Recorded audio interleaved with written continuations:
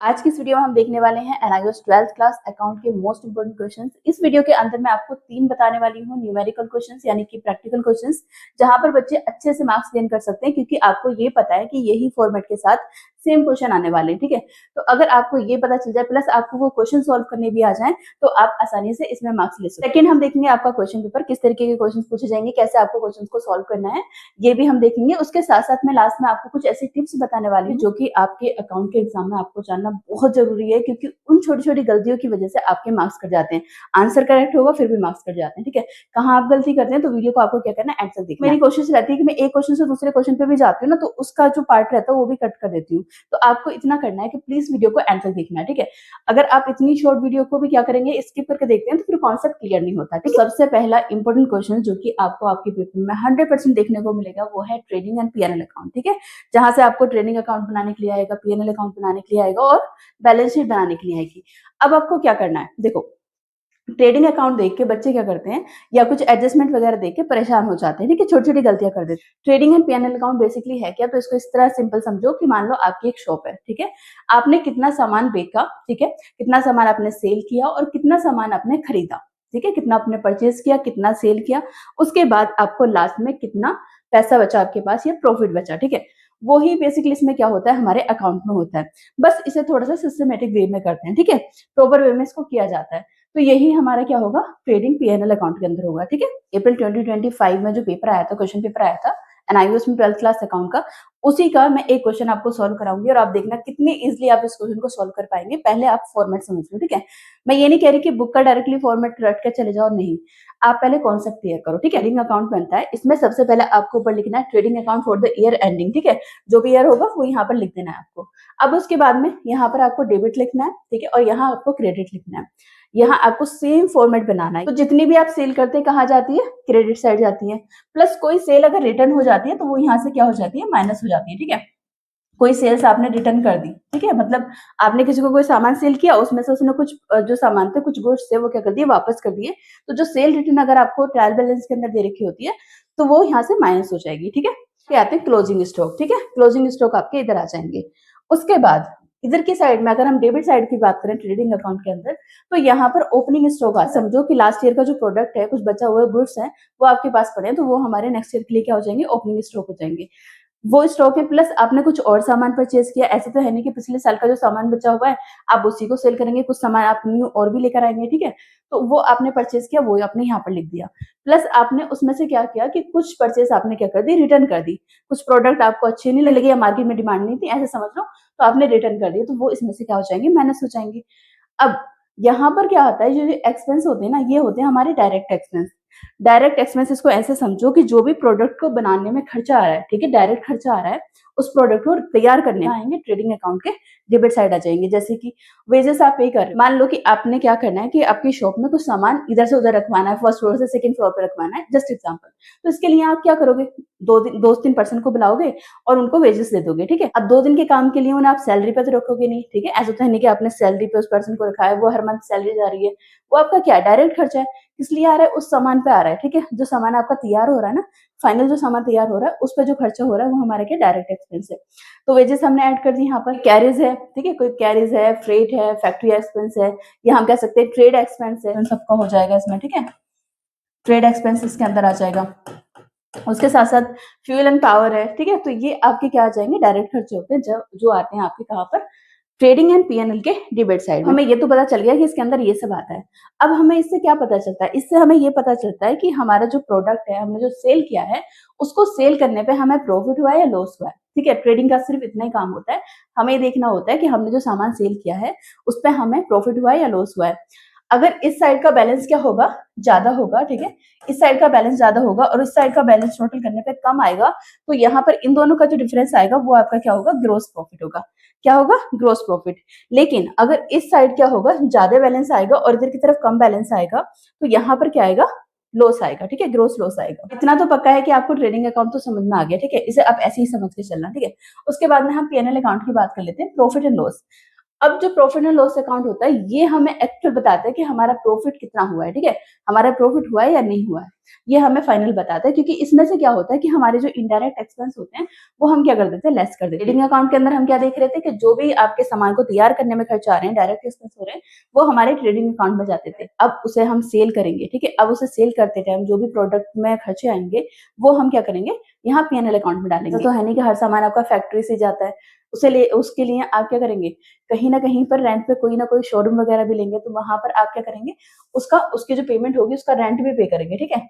Indirect खर्चे जो हर महीने आपको सैलरी पे करनी पड़ेगी, रेंट देना पड़ेगा, जहां आपने वो प्रोडक्ट जो भी आपका गुड्स रख रखे हैं उस जगह का आपको रेंट देना पड़ेगा, ठीक है। जो पर्सन उस सामान को सेल कर रहे हैं उनकी सैलरी देनी पड़ेगी, ठीक है। या फिर आपके इंश्योरेंस, अगर आपका इंश्योरेंस है तो वो पेमेंट करनी पड़ेगी। रिपेयर्स है, कोई भी रिपेयर हो रहा है कहीं पर भी कुछ भी, तो वो खर्चे आपके यहाँ आ जाएंगे। प्रिंटिंग एंड स्टेशनरी, वो भी खर्चे आपके क्या आ जाएंगे, इसी में आ जाएंगे, क्योंकि वो ऑफिस का काम है ना, ठीक है, वो इनडायरेक्ट खर्चे इसमें आ जाएंगे। बैड डेट है, पैसा डूब गया तो वो भी आपका कहाँ जाएगा, इसमें आ जाएगा, क्योंकि आपका क्या है, इनडायरेक्ट एक्सपेंस है। उसके बाद में डेप्रिशिएशन, अगर किसी आपके एसेट पे डेप्रिशिएशन लग रहा है वो यहाँ आ जाएगा। कोई एडवर्टीजमेंट आप करा रहे हैं किसी भी प्रोडक्ट का, तो उसका खर्चा जो होगा वो यहाँ आ जाएगा। या कोई भी ऑफिस के एक्सपेंस है, कोई खर्चे हैं, वो आपके इनडायरेक्ट खर्चे जो है वो कहाँ आ जाएंगे, पीएनएल अकाउंट में आ जाएंगे। किस साइड आएंगे, डेबिट साइड, ठीक है। एंड क्रेडिट साइड में क्या आएगा, यहाँ पर आपका जो पीएनएल अकाउंट के अंदर, अगर ट्रेडिंग अकाउंट के अंदर प्रॉफिट होता है तो प्रॉफिट आता है इधर क्रेडिट साइड, ठीक है। यहाँ पर क्रेडिट साइड आएगा आपके पीएनएल अकाउंट में। अगर लॉस होता है इधर की साइड आता है तो वो डेबिट साइड आता है, ठीक है। इस चीज को याद रखना है। एंड एक छोटी सी गलती बच्चे क्या करते हैं वो मैं आपको बताऊंगी, इसमें बेसिकली फॉर्मेट में गलती करते हैं तो हम लास्ट के लिए रखते हैं, ठीक है, ताकि बच्चों को कंफ्यूजन ना हो जाए। भी तो देखो, आपको क्या करना है, जो इनकम हमें रिसीव हो रही है ना, ग्रोस प्रॉफिट हमने लिख दिया। इसके बाद हमारी कोई कमीशन हमें रिसीव हुई है वो हम यहाँ पर लिख देंगे, या फिर हमें कोई डिस्काउंट रिसीव हुआ है, या फिर हमें कोई इंटरेस्ट रिसीव हुआ है वो हम यहाँ पर लिख देंगे, ठीक है। अब उसके बाद में हम क्या करेंगे कि इसका टोटल करेंगे। तो इनकम साइड ज्यादा आ रही है और हमारे खर्चे कम आ रहे हैं, तो सिंपल सी बात है, यहाँ पर हमारा क्या आ जाएगा, नेट प्रॉफिट आ जाएगा, ठीक है। ये हमारा नेट प्रॉफिट हो जाएगा। लेकिन अगर हमारे खर्चे ज्यादा हो जाए, इनकम अगर हमारी कम होगी, तो यहाँ पर क्या आ जाएगा, नेट लॉस आ जाएगा, ठीक है।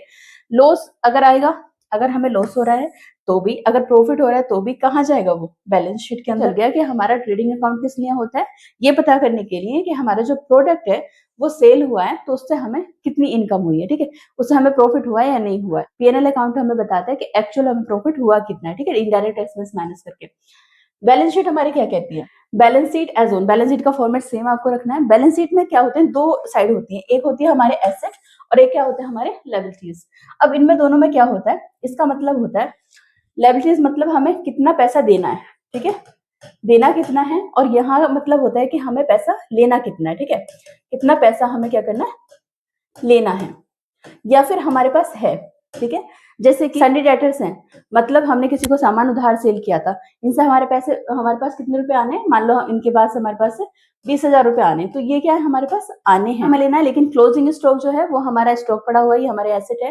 लैंड एंड बिल्डिंग, ये हमारे एसेट है, ये हमारे पास है। फर्नीचर हमारे पास है। लेकिन यही अगर हम बात करें लायबिलिटीज की, तो ये हमें देने होते हैं। बैंक लोन हमें देना है, हमें नेट प्रॉफिट, हमारी जो कैपिटल है वो हमें देनी है। अब कैपिटल प्रॉफिट के साथ आप दोगे, ठीक है। अगर उसने कोई, आपके ओनर ने पर्सनल यूज के लिए ली है, तो उसकी ड्राइंग यहाँ से लेस हो जाएगी उसकी कैपिटल से, प्लस उसकी अगर कोई एडजस्टेड कैपिटल है वो यहाँ आ जाएगी। संडे क्रेडिटर जो हमें चुकाने हैं, पैसे देने हैं। आउटस्टैंडिंग एक्सपेंस भी सेम रहता है आपका, बिल्स पेएबल भी, ये भी सेम रहता है, ठीक है, ये पैसे जो हमें देने हैं, ठीक है। बैलेंस शीट बेसिकली हमें क्या बताती है कि किससे हमें पैसे देने हैं और किससे हमें पैसे लेने हैं, या हमारे पास क्या सामान है, ठीक है। तो ये हमारी क्या होती है, बैलेंस शीट होती है। अब हमें तीनों टॉपिक बहुत अच्छे से क्लियर हो गए, हमारा ट्रेडिंग अकाउंट क्या कहता है, पीएनएल अकाउंट क्या कहता है, और हमारी बैलेंस शीट क्या कहती है, और हमें कैसे बनानी है। लेकिन सबसे इंपॉर्टेंट चीज है कि आपके पास ना कुछ एडजस्टमेंट आएंगी, जिसमें बच्चे हमेशा गलती करते हैं और परेशान होते हैं कि इसकी एंट्री कहाँ करें, पीएनएल अकाउंट में, ट्रेडिंग में, या बैलेंस शीट में। तो इसको सिंपल सिंपल समझो। देखो, इसको क्या करना है, आपको सिंपल सिंपल समझना है कि देखो, मोस्ट इंपोर्टेंट एंट्री क्या है, सबसे पहले आपका क्लोजिंग स्टॉक, ठीक है। क्लोजिंग स्टॉक जो है वो एक तरीके से हमारा क्या है, एसेट। तो जो हमारा क्लोजिंग स्टॉक है, अगर ये हमें दे रखा होगा, इसकी एंट्री अगर हमें दे रखी होगी, तो इससे हमें क्या करना होगा, ये दो जगह जाएगा। इसका इफेक्ट कहाँ पड़ेगा, दो जगह पड़ेगा। ये एक तो क्लोजिंग स्टॉक जाएगा ट्रेडिंग अकाउंट में, ठीक है। ट्रेडिंग अकाउंट में कहाँ जाएगा, क्रेडिट साइड, ठीक है। बैलेंस शीट, बैलेंस शीट में किधर जाएगा आपका, एसेट साइड, ठीक है। जब भी आप क्वेश्चंस देखोगे ना, तो वहां पर आपको लिख देना है कि ये, अगर आपका क्लोजिंग स्टॉक लिखो तो वहां पर लिख देना टी, ठीक है, ट्रेडिंग अकाउंट और बैलेंस शीट, ठीक है, इस तरीके से लिख देना, ताकि जब भी आप क्वेश्चन करोगे तो एक ही बार में आपको क्वेश्चन जो है टैली। इंपॉर्टेंट टर्म क्या है, वो है हमारे आउटस्टैंडिंग एक्सपेंस। अब जो आउटस्टैंडिंग एक्सपेंस है इसमें बच्चे हमेशा गलती करते हैं और एक प्रीपेड एक्सपेंस में। आउटस्टैंडिंग एक्सपेंस का मतलब है कि हमने काम तो करा लिया है लेकिन हमने पैसे नहीं पे किए, ठीक है। अब आपने काम करा लिया, पैसे पे नहीं किए, तो सिंपल सी बात है ये आपकी लायबिलिटी है, ये आपको देनी तो है ही, ठीक है। तो इसमें आप क्या करेंगे, पीएनएल अकाउंट में इसे क्या करेंगे, ऐड करेंगे। पीएनएल अकाउंट में जस्ट एग्जांपल आपके ट्रायल बैलेंस के अंदर आपको सैलरी दी हुई है, याद रखना ट्रायल बैलेंस के अंदर सैलरी दी हुई है कितनी, 10,000 रुपीज। बैलेंस के एंड में आपको बोल रखा है कि आउटस्टैंडिंग सैलरी कितनी है, आउटस्टैंडिंग सैलरी आपकी कितनी है, मान लो 1500 रुपए है, ठीक है। ये है कितनी, 1500 रुपए। तो आप क्या करेंगे, जब आप पीएनएल अकाउंट बनाएंगे, जब आप पीएनएल अकाउंट बनाओगे तो ये सैलरी तो आपको पे करनी ही है, ठीक है, ये तो आपको पे करनी है। बट इसके साथ साथ आप इसमें ऐड कर दोगे 1500 रुपए भी, ठीक है, क्योंकि आपको ये भी पे करनी है, क्लियर। तो हमारे पीएनएल अकाउंट में ये ऐड हो जाएगी, क्लियर। उसके बाद बैलेंस शीट में क्या होगा कि ये हमारी आउटस्टैंडिंग सैलरी जो है वो अभी हमने पे नहीं की है, ठीक है। ये आउटस्टैंडिंग सैलरी हमने पे नहीं की है, तो ये हमारी कहाँ चली जाएगी, सैलरी हमारी क्या हो जाएगी, लायबिलिटी है, ये बैलेंस शीट में चली जाएगी। किस साइड जाएगी, ये जाएगी हमारे लायबिलिटी साइड, ठीक है, ठीक है। अब उसके बाद में हमारा नेक्स्ट आ जाता है प्रीपेड एक्सपेंस। अब प्रीपेड एक्सपेंस क्या होता है कि आपने क्या किया कि काम नहीं कराया लेकिन पेमेंट आपने पहले ही कर दी, ठीक है, काम नहीं हुआ है आपका लेकिन आपने पहले से ही पेमेंट कर दी। अब सिंपल सी बात है, मान के चलो क्या किया कि रेंट जो था ना, मान लो आपके ट्रायल बैलेंस के अंदर आपको जो रेंट दे रखा है ना, वो कितना दे रखा है, 8,000 आपको रेंट दिया हुआ है, ठीक है। लेकिन आपके एडजस्टमेंट में लास्ट में क्या दे रखा है कि प्रीपेड रेंट आपने कितना है, मतलब पहले से जो आपने रेंट पे कर दिया वो कितना है आपका, वो है आपका मान लो 2,000 रुपीज, ठीक है। 2,000 का आपका क्या है, प्रीपेड रेंट है, का है वो क्या आपका प्रीपेड रेंट है। तो हम पीएनएल अकाउंट में क्या करेंगे, पीएनएल अकाउंट के अंदर हम इसे क्या करेंगे, माइनस करेंगे, ठीक है। इसे हम क्या करेंगे, माइनस करेंगे, जो हमारा रेंट होगा उसमें से हम इसे क्या कर देंगे, माइनस कर देंगे। और बैलेंस शीट के अंदर हम इसे क्या करेंगे, एसेट साइड दिखा देंगे, ठीक है, एसेट साइड दिखा देंगे, ठीक है। अब उसके बाद में हमारा आता है डेप्रिसिएशन। डेप्रिसिएशन के क्या, दो ही इसके इफेक्ट पड़ेंगे, एक आपका पीएनएल अकाउंट में जाएगा, एक बैलेंस शीट में।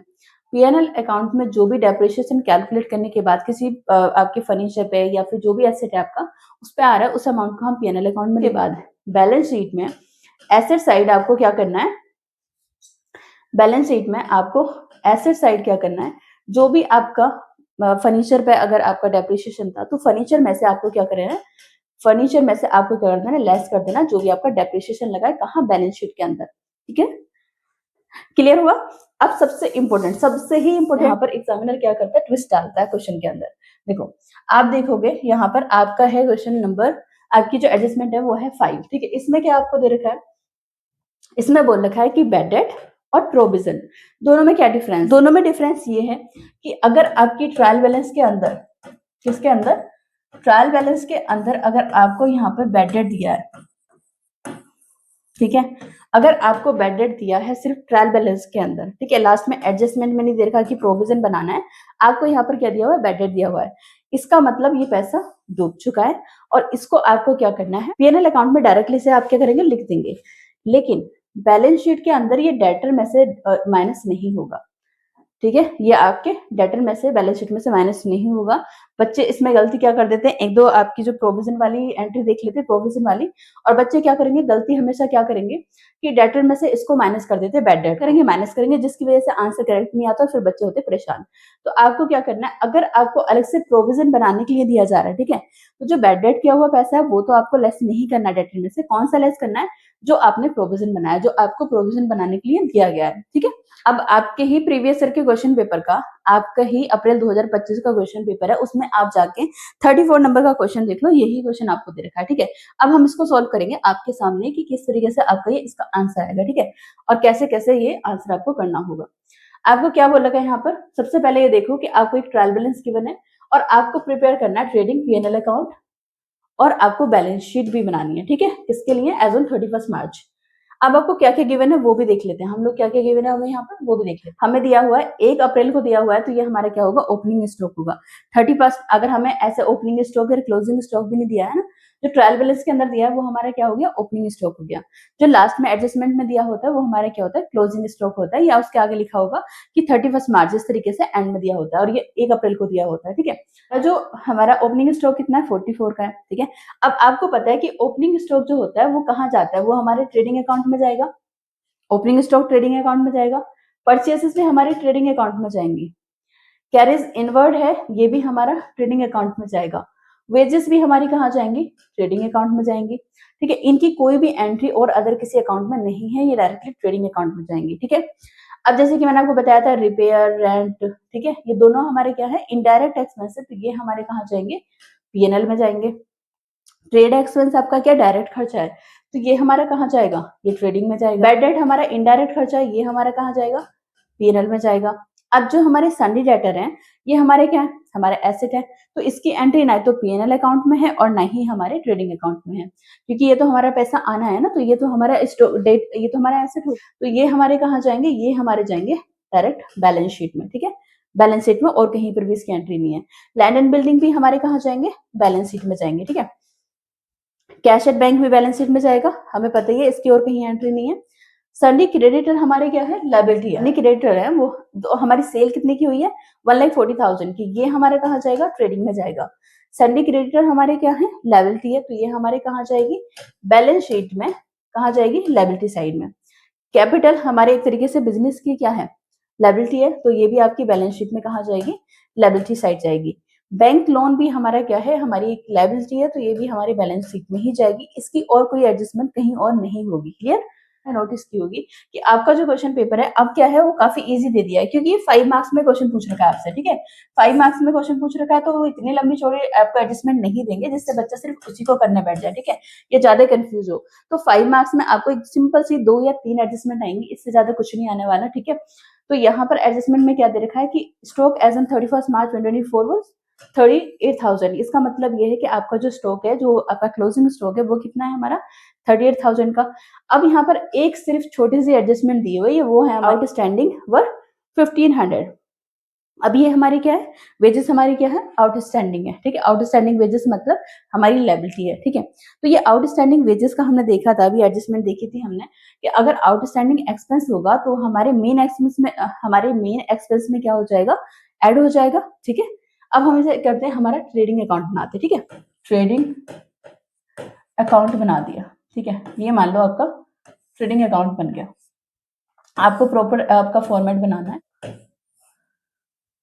ठीक है, तो हमारा स्टॉक कितने का है, 44,000 का, तो स्टॉक आपका कितने का है, 44,000 का है। ठीक है, एंड उसके बाद में ये हमने कर दिया, स्टॉक हमारे इधर चले गए। परचेज कितने की है, परचेज हमारे पास कितने की है, 85,000 की है। ठीक है, ठीक है, 85,000 की परचेस हो गई। उसके बाद हमारे कैरेज इनवर्ड है। ठीक है, कैरेज इनवर्ड कितने के, कैरेज इनवर्ड हमारे पास कितने के हैं, ये हमारे 3600 के। ठीक है, 3600 के। वेजेस हमारे पास कितने की है, 6000 की है। तो यहाँ पर हमारे पास आ जाता है वेजेस कितने की है। देखो वेजेस में एक एंट्री है, यहाँ पर आपके पास ये कितनी की है, 6000 की वेजेस है। ठीक है, प्लस हमें क्या दे रखा है, आउटस्टैंडिंग वेजेस भी दिए हुए हैं। लास्ट में आपने देखा होगा, लास्ट में दे रखा है 30, हमारे जो आउटस्टैंडिंग वेजेस है वो कितने के, 1500 के। तो मैंने आपको बताया ट्रायल बैलेंस के अंदर जो भी हमारा मेन खर्चा दे रखा होगा, उसमें हमारे आउटस्टैंडिंग एक्सपेंस क्या हो जाएंगे, ऐड हो जाएंगे, और प्रीपेड एक्सपेंस हमारे क्या हो जाएंगे, लेस हो जाएंगे। क्लियर है, तो हमने इसको ऐड कर दिया। ये हमारा टोटल कितना आ जाएगा, यहाँ पर ये हमारा आ जाएगा 7,500। ठीक है, ट्रेड एक्सपेंस कितने के, 6,400 के। ठीक है, ट्रेड एक्सपेंस, ट्रेड एक्सपेंस हमारे कितने के, 6,400 के। ठीक है, अब हमने ट्रेड एक्सपेंस ले लिए, वेजेस हमारी आ गई, कैरेज इनवर्ड आ गया, परचेज हमारी आ गई।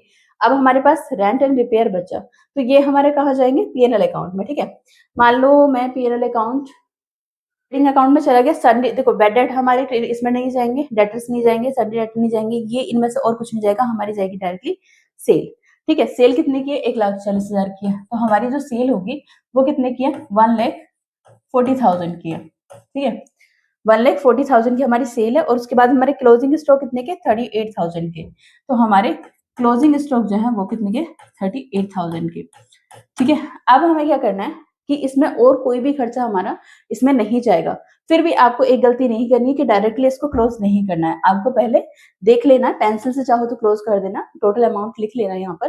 ठीक है, अब आप क्या करेंगे, इसको टोटल ऐड करेंगे। टोटल कितना आएगा यहाँ पर, ये आएगा आपका टोटल, यहाँ पर ऐड करने के बाद में 1,78,000 ये इसका अमाउंट आएगा, और अगर हम इसको टोटल ऐड करेंगे तो ये हमारे पास कितना आ जाएगा, यहाँ पर निकालेंगे तो कितना आएगा, 50, ठीक है। ये हमारा ग्रोस प्रॉफिट कितना आ जाएगा यहाँ पर निकल के 31,500। ये हमारा क्या हो गया, ग्रोस प्रॉफिट हो।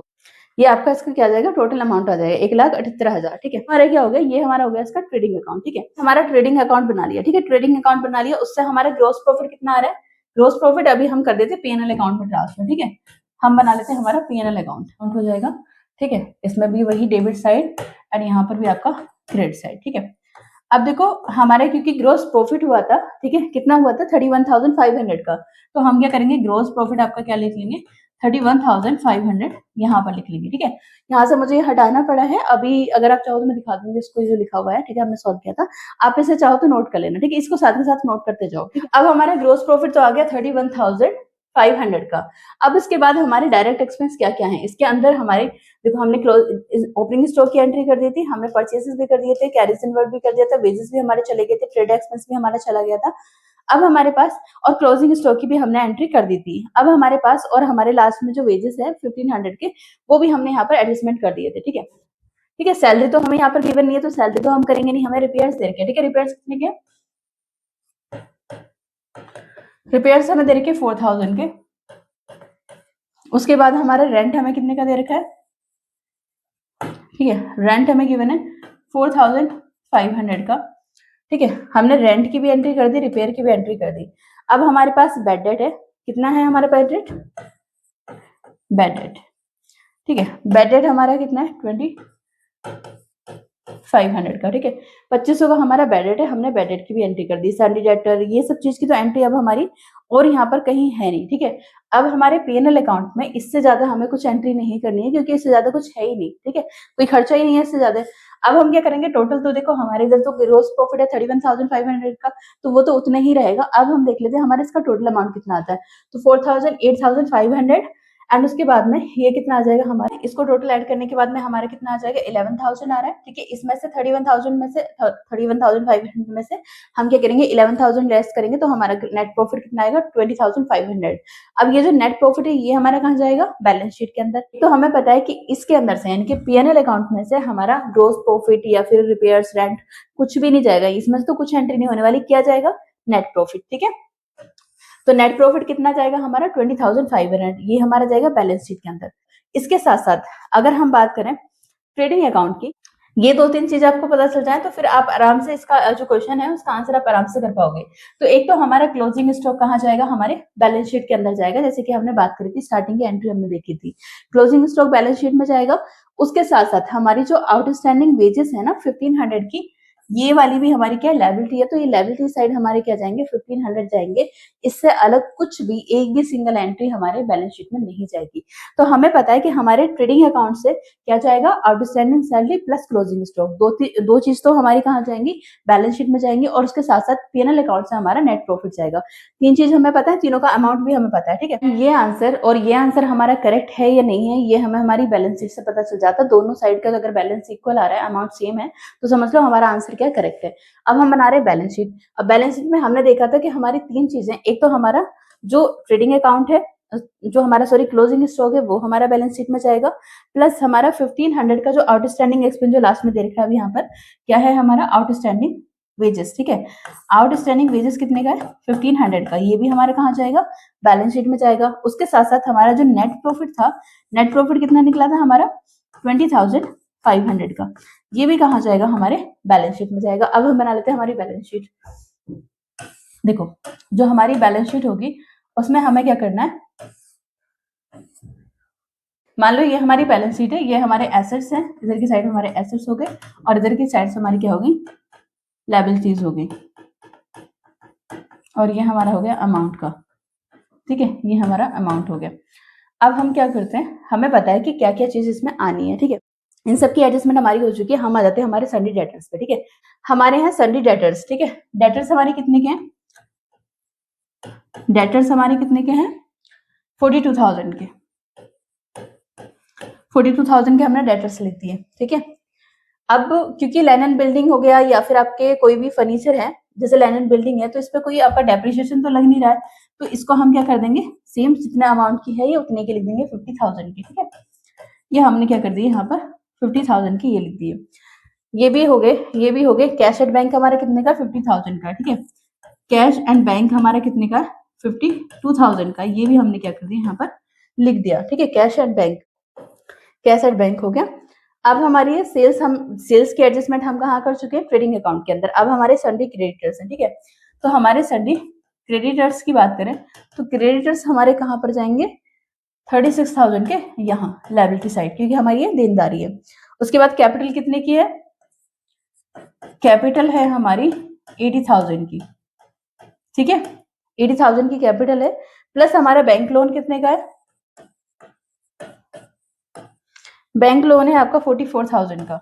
अब एक चीज है कि जो बैड डेट है, ये जो बैड डेट का पैसा है 2500 रुपए, काफी बच्चे यही गलती करेंगे। वो क्या करेंगे कि वो डेटर में से ये 2500 लेस कर देंगे, जिसकी वजह से गलती हो जाएगी, ठीक है। ये नहीं करना, क्योंकि पैसा तो हमने उसमें आपके पिनल अकाउंट में कर दिया है जैसे। अब हमें यहाँ पर क्या क्या चीज ऐड करनी है, इस साइड हमें क्या करना है और इस साइड हमें क्या करना है, ठीक है। देखो यहाँ हमारे क्लोजिंग स्टॉक बचे, ठीक है। क्लोजिंग स्टॉक, क्लोजिंग स्टॉक कितने का, 38,000 का, वो हमने यहाँ पर लिख दिए। उसके बाद हमारा नेट प्रॉफिट जो कि हमारे कैपिटल में ऐड हो जाता है, नेट प्रॉफिट हमारा कितने का है, नेट प्रॉफिट हमने ऐड कर दिया, ये है हमारा 20,500 का, ठीक है। टोटल हमारे कितने आ जाएंगे, टोटल अभी हम इसको ऐड करके लिखेंगे। बाकी हमारी आउटस्टैंडिंग जो वेजेस है, जो हमारी लायबिलिटी एक तरीके से, वो कहाँ आ जाएगी, आउटस्टैंडिंग वेजेस भी हमारे लायबिलिटी साइड आ जाएंगे, जो कि हमारे 1500 की, ठीक है, 1500 रुपए की, 1500 रुपए की आ गई। अब आप क्या करो, अपना क्वेश्चन को करके देखो, अब इसे आप टोटल करके देखो, अगर ये दोनों साइड बैलेंस जो है वो इक्वल आ जाता है तो इसका मतलब आपका आंसर क्या है, करेक्ट है। हम इसको कर लेते हैं, ठीक है। करने के बाद में अमाउंट कितना आ रहा है, 1,82,000, ठीक है। हमारे कैपिटल प्लस नेट प्रॉफिट 1,05,000 का होगा। अब इसे टोटल ऐड कर लेते हैं, इसमें टोटल कितना आएगा, यही आंसर आने वाला है, ठीक है। ऐड करके देख लो, यही आंसर आने वाला है। तो ये आपका क्या था, क्वेश्चन था जो कि बहुत इंपॉर्टेंट था। अब एग्जामिनर आपको इसमें से किसी भी टाइप का क्वेश्चन दे देगा, आप आराम से इसका कर लोगे, ठीक है। अब हम बढ़ेंगे हमारे नेक्स्ट क्वेश्चन की तरफ, जो कि इससे भी इंपॉर्टेंट है, ठीक है, इससे भी ज्यादा इंपॉर्टेंट है। ये भी आएगा ही आएगा, ये फिक्स है, क्वेश्चन फिक्स है कि आता ही आता है। ऐसा नहीं है कि नहीं आएगा या फॉर्मेट चेंज करके दे देंगे, इसमें कुछ 4 ऑप्शन दे रखे हैं कि फॉर्मेट अलग अलग तरीके से आ जाएगा। एक ही फॉर्मेट है, एक ही फॉर्मेट है, उसी में इनको देना पड़ेगा। आते हैं हमारे नेक्स्ट मोस्ट इंपोर्टेंट क्वेश्चन की तरफ, जो है हमारा रियलाइजेशन अकाउंट यानी कि डिसोल्यूशन, ठीक है। डिसोल्यूशन चैप्टर से आपका ये रियलाइजेशन अकाउंट होता है। अगर मैं आपको एग्जाम से पहले ये कहूंगी एक दिन पहले कि आप इस वाले फॉर्मेट को, रियलाइजेशन अकाउंट को ऐड कर लो, मतलब लर्न कर लो इस फॉर्मेट को और अपना क्वेश्चन करिए आना, नहीं हो पाएगा इसका आंसर, एक दिन पहले तो नहीं हो पाएगा। लेकिन अगर आपको इसका लॉजिक समझ में आ जाए कि क्यों बनता है, किस तरीके से आपके जो है वो आपके डेबिट एंड क्रेडिट साइड में, इधर की साइड में लायबिलिटी क्यों जा रही है, इधर की साइड में लायबिलिटी इधर जा रही है, उधर की तरफ एसेट क्यों जा रहे हैं, ठीक है। तो ये अगर आपको पता चल जाए तो आप आसानी से इसको क्या कर पाएंगे, ठीक है। सबसे पहले आपको एक चीज समझनी है, डिसोल्यूशन का मतलब होता है बिजनेस बंद, ठीक है। डिसोल्यूशन मतलब बिजनेस बंद। अब बिजनेस बंद तो ये करते हैं कि एसेट क्या करो, एसेट को सेल कर दो, जितने एसेट है उन्हें बेच दो, और जो लायबिलिटीज है ना हमारी उनको पे करनी है, ठीक है, उनको चुका दो। अब उसके बाद जो भी प्रॉफिट एंड लॉस बचता है उसको यहाँ पर कैलकुलेट करना होता है। तो बेसिकली इसमें क्या बनाना होता है, एक रियलाइजेशन अकाउंट बनाना होता है, एक पार्टनर्स कैपिटल अकाउंट बनाना होता है, एक बैंक बनाना होता है, ठीक है। तो हमें जो अब क्वेश्चन के अंदर दिया जा रहा है वो सिर्फ और सिर्फ रियलाइजेशन अकाउंट बनाने के लिए दिया जा रहा है। तो इससे आपका क्वेश्चन क्या हो गया, और भी ज्यादा सिंपल हो गया, क्योंकि 5 मार्क्स में क्वेश्चन आ रहा है और आपको सिर्फ एक ही अकाउंट बनाने के लिए बोला जा रहा है, रियलाइजेशन अकाउंट, ठीक है। तो अब आप इसे आराम से बना पाओगे। कैसे बना पाओगे, जब इसका फॉर्मेट समझ में आ जाएगा। अकाउंट हमें क्योंकि समझना है, क्योंकि ये आपको बनाने के लिए आता है। तो आपको दे रखी होगी एक बैलेंस शीट, ठीक है, आपका एक क्वेश्चन दे रखा होगा, उसके अंदर आपको दे रखी होगी बैलेंस शीट, ठीक है। अब आपको क्या करना, अभी हम क्वेश्चन देखेंगे आपका, तो उसमें आपको क्या कर रखा होगा, जैसे मैं दिखा भी देती हूँ किस तरीके का क्वेश्चन आएगा आपका। ये रहा आपका क्वेश्चन, ठीक है, ये 35 नंबर पर क्वेश्चन आएगा ही आएगा। आप अपना क्वेश्चन पेपर जाके देखो, आपको मिलेगा।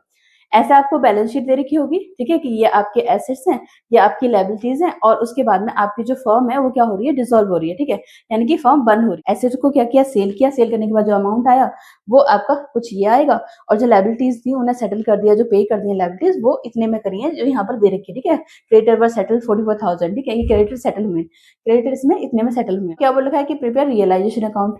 सिंपल सी बात है, ये करने से पहले आपको क्या करना है, बहुत सिंपल है। और एक और चीज मैं बता दूं, काफी बच्चे क्या करेंगे, एडमिशन वाले चैप्टर में परेशान होंगे या रिटायरमेंट वाले में होंगे। देखो, आपके एडमिशन और रिटायरमेंट वाले दोनों में से कोई एक आ सकता है, ठीक है, दोनों में ऑप्शन है। रिजोल्यूशन वाले चैप्टर से 100% ये आता ही आता है, ठीक है, हर साल आप देखने को मिलेगा ऑप्शन में, और करके ये आपको ऑप्शन में मिलेगा। तो हम क्या करेंगे, हम इसको करेंगे, ठीक है। इसमें आपको क्या करना है, जो आपकी बैलेंस शीट होगी ना, बैलेंस शीट के अंदर जितने भी आपके एसेट्स होते हैं, ठीक है, जो बैलेंस शीट है अभी हमने देखी ना, बैलेंस शीट के अंदर के जितने भी एसेट हैं, आप क्या करोगे, वो एसेट क्या करोगे, डेबिट साइड डाल दोगे, उठा के सेम डेबिट साइड में यहाँ पर एसेट डाल दोगे, ठीक है।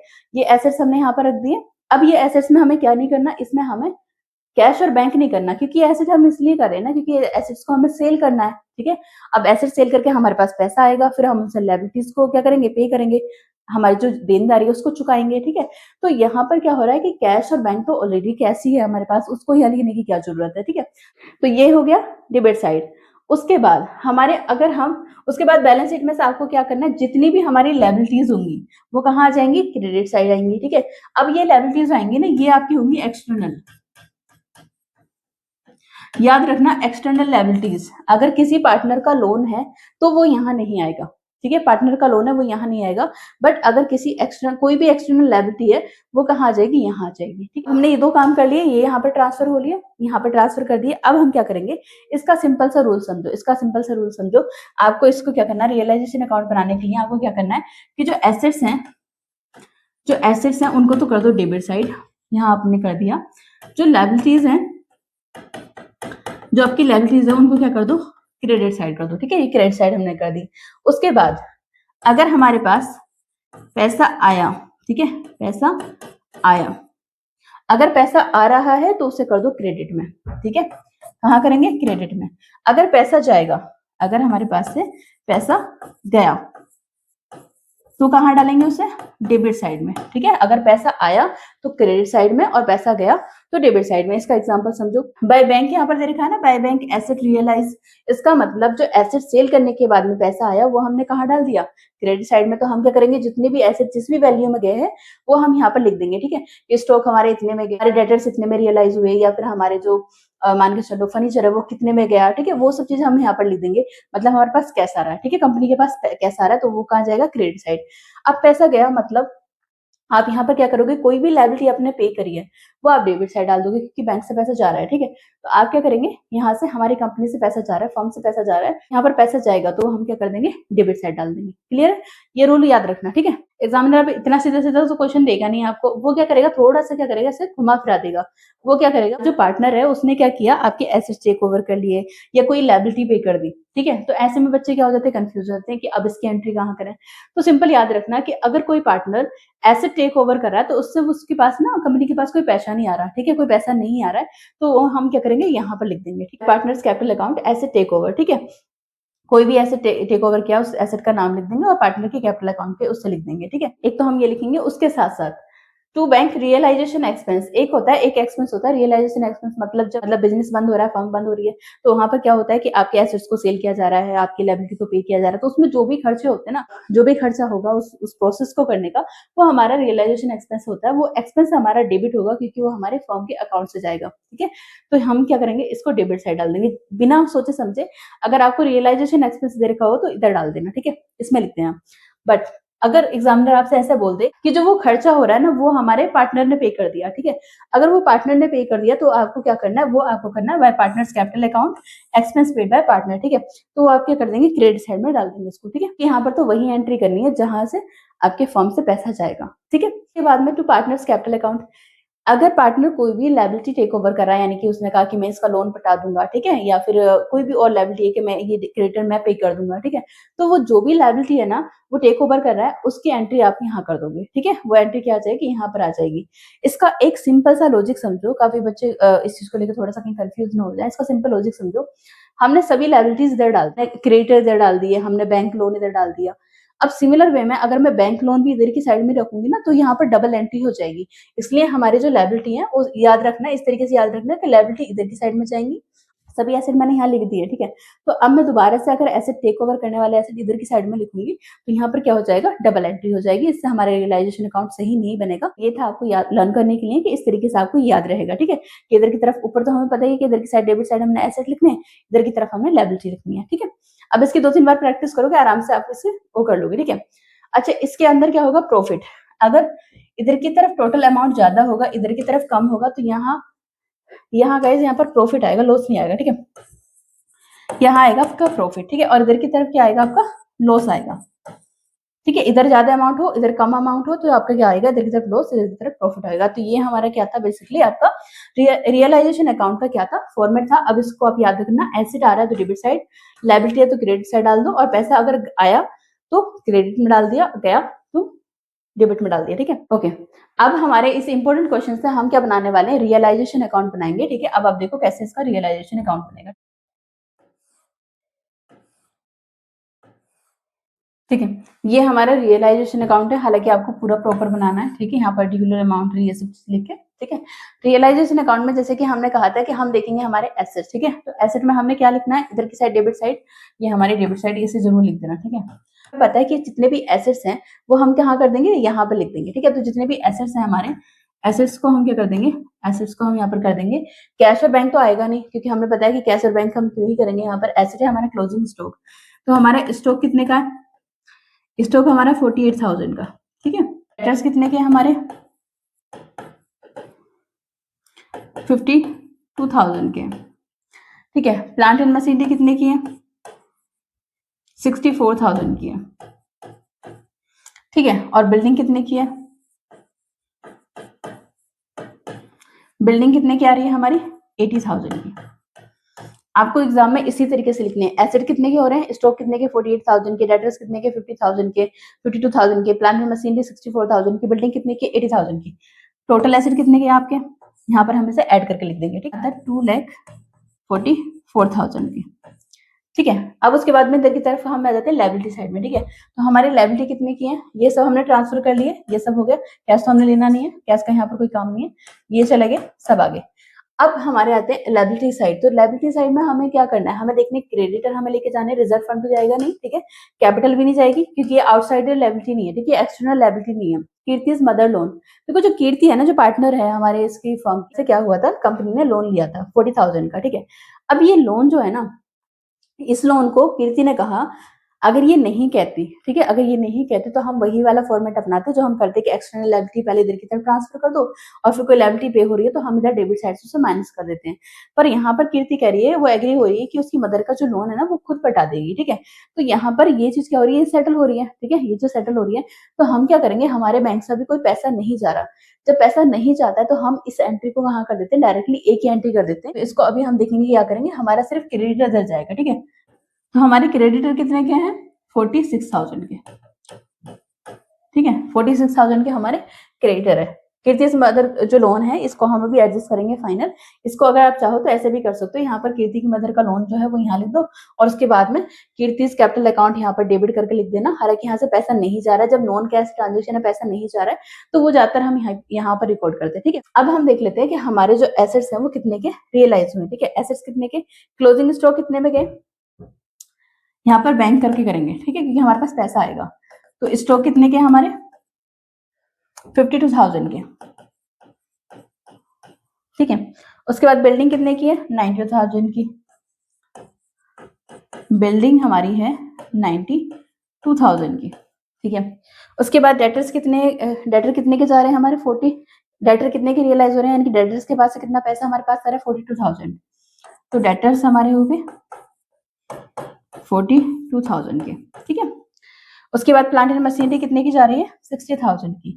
तो प्लांट एंड मशीनरी हमारी कितने की है 60,000 की। ठीक है, तो ये तो हमारे एसेट्स हो गए, एसेट्स इतने में रियलाइज हुए हैं, तो इस एसेट को हम टोटल कर देंगे। ठीक है, इस एसेट का टोटल कितना अमाउंट आएगा हमारा, ठीक है 2,46,000 के हमारे क्या आ रहे हैं, एसेट्स आते हैं रियलाइज होने के बाद में, ये हमारे एसेट्स आ रहे हैं। अब हमारे पास ना कीर्तिस कैपिटल अकाउंट, ठीक है कैपिटल अकाउंट, और यहाँ पर लायबिलिटीज टेकन ओवर किया उसने, लायबिलिटी टेक ओवर किया, तो यहाँ पर हम क्या कर देंगे, इसको यहाँ पर लिख देंगे कितने की है 40,000 की। ठीक है, ये हमारे 40,000 यहाँ पर आ जाएंगे। अब हमारे पास दो चीज बचती है, एक तो हमारे ये एक्सपेंस, ठीक है रिजोल्यूशन पे जो भी एक्सपेंस आ रहे हैं, ये एक्सपेंस हमारे कहाँ आएंगे, ये आपके एक्सपेंस यहाँ आ जाएंगे। ठीक है, इसी में आ जाएंगे। तो रियलाइजेशन एक्सपेंस जो है, एक्सपेंस हमारे कितने के 2500 के। ठीक है, रियलाइजेशन एक्सपेंस 2500 के। अब बचते हैं हमारे क्रेडिटर, क्रेडिटर हमारे कितने में सेटल हुए 44,000 में। ठीक है, क्रेडिटर मतलब देने हमें कितने दिए क्रेडिटर को पैसे 46,000 देने थे, लेकिन सेटल क्या कर दिया, 2,000 रुपए कम करके हमने 44,000 उन्होंने पे कर दिया। ठीक है, इसकी एंट्री आपकी बुक के अकॉर्डिंग जो हमारे क्रेडिटर है, जो हमारी लायबिलिटी है, उसको हम क्या कर देंगे, यहाँ लिख देंगे, ये है हमारे 44,000। ठीक है, तो हमारी 44,000 हमने क्रेडिटर्स यहाँ पर पे कर दिए। अब सिंपल आपको कुछ नहीं करना, इधर की साइड का टोटल अमाउंट देख लो, इधर की साइड का टोटल अमाउंट देख लो। ठीक है, उधर हमारा ज्यादा अमाउंट आ रहा है और इधर कम आ रहा है, तो ये प्रॉफिट होगा। ठीक है, क्या होगा, प्रॉफिट होगा। कितना कैश हमारे पास आया है और कितने हमारे पास से गए हैं, उसका टोटल हमारा अगर ज्यादा आ रहा है अमाउंट, इधर का अमाउंट ज्यादा है, इधर कम है, तो ये हमारा क्या होगा, प्रॉफिट होगा। तो अभी हम इसे कैलकुलेट करके देख लेते हैं। हमारा 3,32,000 रुपीज का। ठीक है, और इसको इसमें से माइनस करेंगे तो कितना आएगा, हमारा अमाउंट आ रहा है, तो ये हमारा जो प्रॉफिट आ रहा है वो आ रहा है हमारा 41,000 का। कितना आ रहा है इसमें, जो प्रॉफिट होगा, प्रॉफिट आएगा हमारा 41,500 का। ठीक है, इन टोटल इसको टोटल कर लेना, इसके टोटल में से इसको माइनस करेंगे तो 41,500 का हमारे क्या आ रहा है, प्रॉफिट आ रहा है।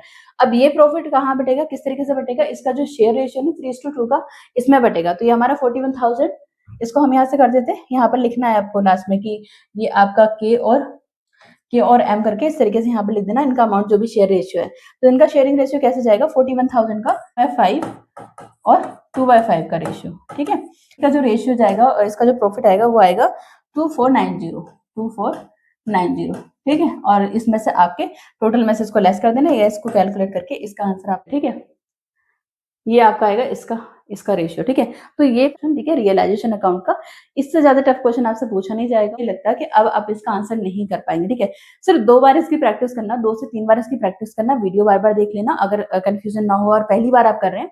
अगर आप इससे पहले करके गए तो आपकी बहुत सारी चीजें, बहुत सारे डाउट क्लियर हो गए होंगे। ठीक है, काफी बच्चों को मैंने ये चीज नोटिस करी है, जो हमारे पास ऑफलाइन बच्चे आते हैं वहां पर बच्चों को ये काफी प्रॉब्लम आती है। ठीक है, जो प्रॉब्लम्स बच्चों को आती है वो मैं आपको बता रही हूँ उस बेसिस पे कि जो बच्चे मेरे पास ऑफलाइन में पढ़ने आते हैं। जब तक आप मुझे बताओगे तो मुझे बिल्कुल भी नहीं पता चलेगा कि आपको प्रॉब्लम कहाँ आ रही है। ठीक है, तो आपको क्या करना है, कमेंट सेक्शन इसलिए दिया गया है, आप वहां पर अपनी प्रॉब्लम शेयर कर सकते हैं। ठीक है, वहां पर आप बताइए मुझे कम से कम, ठीक है, कि क्या प्रॉब्लम आ रही है इसमें, तो मैं आपको इसका सोल्यूशन बता दूंगी। ठीक है, अब हमारा थर्ड मोस्ट इंपोर्टेंट क्वेश्चन है जो कि आता है हमारे कंपनी अकाउंट से। ठीक है, ये कंपनी जो चैप्टर है इसमें से आपका मोस्ट इंपोर्टेंट क्वेश्चन है, हर साल आएगा ही आएगा, आप देख सकते हैं आपके क्वेश्चन में।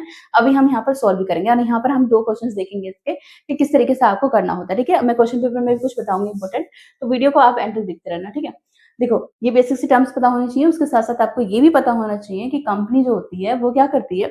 मान लो कंपनी को पैसे चाहिए, उसे कैपिटल चाहिए। ठीक है, तो कंपनी क्या कहती है, पब्लिक से कहती है कि हम हमारे शेयर इशू कर रहे हैं। ठीक है, हमारे एक शेयर की कीमत कितनी है, 10 रुपए। ठीक है, हमारे एक शेयर जो है वो कितने रुपए का है, 10 रुपए का है। तो वो क्या करेगी, वो कहती है कि हम ना 10,000 शेयर इशू कर रहे हैं।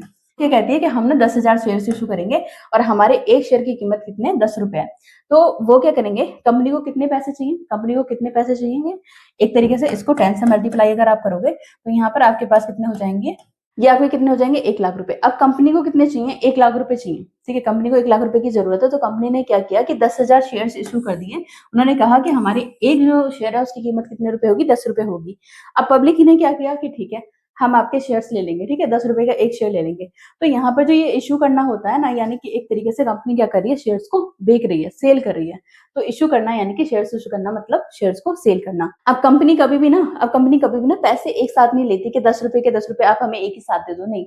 वो कहती है वो स्टेप्स में पेमेंट लेती है। वो कैसे लेगी पेमेंट, एक आपके एप्लीकेशन पे लेगी। ठीक है, एप्लीकेशन यहाँ पर है ना, ये एप्लीकेशन पे लेगी, फिर अलॉटमेंट पे लेगी, फिर फर्स्ट कॉल पे लेगी। ठीक है, वो पार्ट्स में लेगी पैसे कि आप 3 रुपए हमें अभी दे दो, 4 रुपए आप हमें बाद में दे देना, 3 रुपए फिर बाद में फाइनल कॉल पे दे देना। ठीक है, इस तरीके से वो पेमेंट लेती है। तो अब इसे हम समझते हैं, हमारी जो कंपनी है बेसिकली वो इस तरीके से क्या करती है, पैसे कलेक्ट करती है पब्लिक से। ठीक है, और उसके बाद उन्हें शेयर देती है। अब मान लो किसी शेयर होल्डर ने क्या किया कि शेयर की जो पेमेंट है वो फर्स्ट कॉल पेमेंट दे दी। ठीक है, सॉरी, आपकी एप्लीकेशन मनी दे दी, अलॉटमेंट मनी दे दी, लेकिन फर्स्ट कॉल पे वो कहने लगा मेरे पास पैसे नहीं है, मैं पैसे नहीं दे पाऊंगा।